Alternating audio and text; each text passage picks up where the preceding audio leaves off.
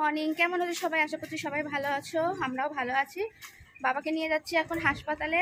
সকালে মা রান্না করে নিয়েছে, টিফিন খাওয়া হয়ে গেছে, মানে ওই মাছের ঝোল ভাত খেয়েই বেরিয়েছি। কখন আসবো তো কোনো ঠিক নেই, তার জন্য এত তাড়াহুড়ার মধ্যে কিছু ভুলে যায়নি তো। মেন ওষুধের কাগজপত্র, এই কাগজপত্র নিয়ে নিয়েছি, আর কিছু নয়, জলের বোতল নিয়ে নিয়েছি, আর তেমন কিছু নেওয়ার নেই। এখান থেকেই টোটো ধরবো।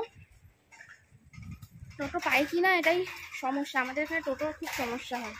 যেই টাইমে দরকার, মানে দরকারি কাজে বেরোবো, তখনই গাড়ি ফাড়ি কিছু পাওয়া যায় না। দেখি টোটো স্ট্যান্ডে থাকলে ভালো, না হলে রানিং টোটো দেখবো।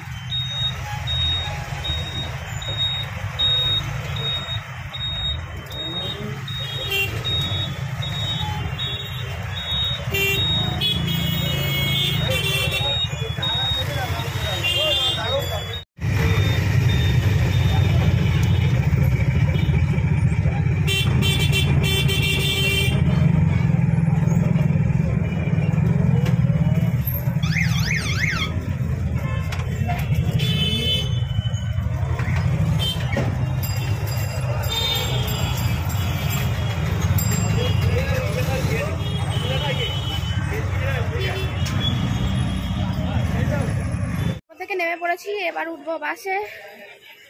অনেকগুলো বাস আছে, কোনটা যাবে জানি না, দেখা যাক।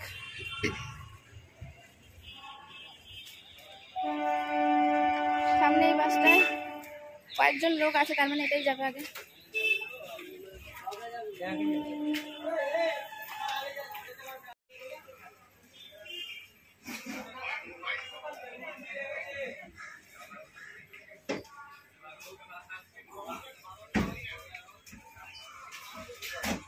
হাসপাতালে ঢুকে গেছি, এবার টিকিট কাটার পালা।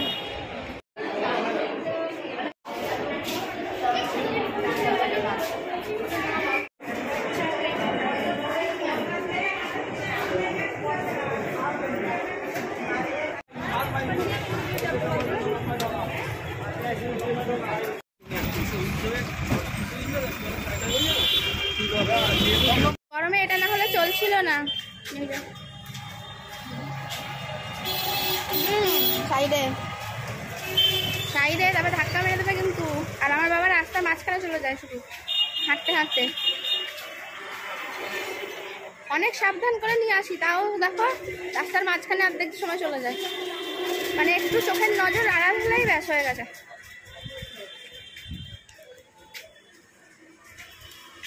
আজকে হাসপাতালে প্রচন্ড কষ্ট হয়েছে, এরকম কষ্ট কোনোবারে হয় না। দেখো লালু দাঁড়িয়ে আছে, দেখছে পাঁচিল থেকে। কোনোবার এত কষ্ট হয় না। হেবি প্রচন্ড ভিড়ও হয়েছে যেমনি, তার মধ্যে এখনকার মানুষকে তো মানে কি বলবো, এগুলো মানুষের সবার একটু বোঝার ক্ষমতা মানে সবারই আছে, কিন্তু আবার 2 নম্বরই করার ক্ষমতাও সবার আছে, মানে মেন্টালিটি আর কি। এগুলো কাউকে চেঞ্জ করতে পারবে না, যার যার মেন্টালিটি যেরকম। ওখানে হাসপাতালে মানুষ কী করতে যায়? ওখানে খেলা করতে যায় না, কেউ ঘুরতে যায় না নিশ্চয়ই, বা শখেও কেউ যায় না। মানুষ অসুস্থ পেশেন্টরা এত লাইন দিয়ে কষ্ট করে দাঁড়িয়ে আছে, আর ডাক্তারদের তো মানে কি বলবো, তারা ভগবানের সমান। কারণ একটা সরকারি হাসপাতালে কীরকম প্রেশার থাকে, যে সরকারি হাসপাতালে চাকরি করে সেই বুঝতে পারবে। প্রচণ্ড প্রেশারের মধ্যে তারা নর্মালভাবে ভালোভাবে পেশেন্ট দেখছে, তার মধ্যে গিয়ে সব মানে এই দরজা দিয়ে লাইন পড়েছে, অন্য দরজা দিয়ে ঢুকে যাচ্ছে। কি বলবো বলো, এগুলো মানুষের নিজস্ব ব্যাপার। একটু তো মানুষের লজ্জা থাকা উচিত, যে আমিও যেমনি পেশেন্ট নিয়ে আসছি, সেমনি আরও 5টা লোক যারা লাইন দিয়ে দাঁড়িয়ে আছে তারাও পেশেন্ট নিয়ে এসছে। তাহলে আমি যদি দুজনের পর হই, তা কী হয়েছে?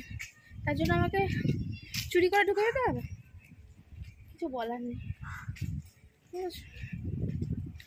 এর জন্য আরও বেশি কষ্ট হয়েছে, কারণ অনেক লোক অন্য দরজা দিয়ে অন্য দিক দিয়ে ঢুকে ঢুকে চলে যাচ্ছে না। আর যেই দরজা দিয়ে ঢোকাচ্ছে সেই দরজা দিয়ে সামনে দিয়ে বুঝতে পারছি না, পরে দেখছি যে ভেতরে গিয়ে, ভেতর তো খালি দেখেছি, তারপর দেখছি ভেতরে কত লাইন। ওই জন্য আরও দেরি হয়ে গেল। এখন 3:45 বাজে। বাবার খিদে পেয়ে গেছে, দেখো চোখ মুখের অবস্থা খারাপ হয়ে গেছে। আমারও খিদে পেয়ে গেছে, একটু আইসক্রিমটা খেয়ে মানে একটু শান্তি হলো মনে হলো। Good evening. এক কারি পাঁপড় ভেজে, এই দেখো চানাচুর, মুড়ির মধ্যে আবার বাদামও দিয়ে দিয়েছি ভেজে, তার সঙ্গে একটু পেঁয়াজ, সব দিয়ে মেখে খেতে বেশ ভালো লাগে। আর আজকে সকাল থেকে সারা দিনটা মানে কি বলবো, বাবাকে নিয়ে হাসপাতালে গেছিলাম, নাজেহাল অবস্থা। আর যার বাড়িতে এরকম অসুস্থ পেশেন্ট আছে তারাই বুঝতে পারবে যে বাড়িতে অসুস্থ পেশেন্ট থাকলেই হাসপাতাল ঘর করতে করতে পুরোই শেষ। কারণ এটা তো আর একদিনের ঘটনা নয়, এটা 15 দিন বাদে বাদেই কিংবা 1 মাসের মধ্যেই বাবাকে নিয়ে আমাকে ছুটতে হয়। এটা আমার জীবনের ঘটনা।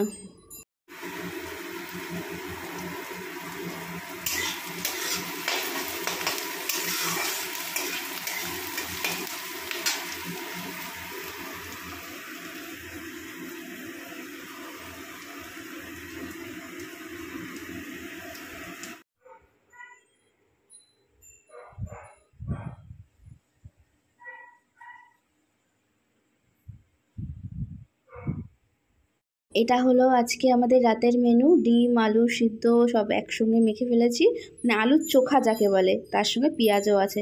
ভিডিওটা ভালো লাগলে সাবস্ক্রাইব করো আর পাশে থেকো। টাটা।